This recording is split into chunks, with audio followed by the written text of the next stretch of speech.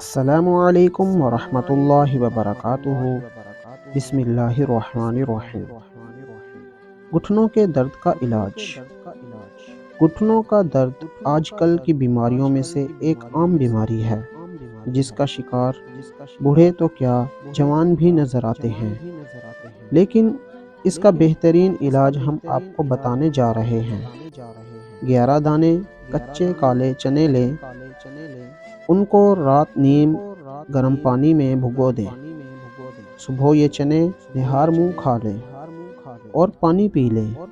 اس ٹوٹکے کا استعمال چند روز تک کریں، انشاءاللہ گھٹنوں کا درد کا مسئلہ ختم ہو جائے گا۔ امید کرتا ہوں آپ سب کو یہ ویڈیو پسند آئی ہوگی۔ ملتے ہیں نیکسٹ ویڈیو میں۔ جزاک اللہ خیرہ۔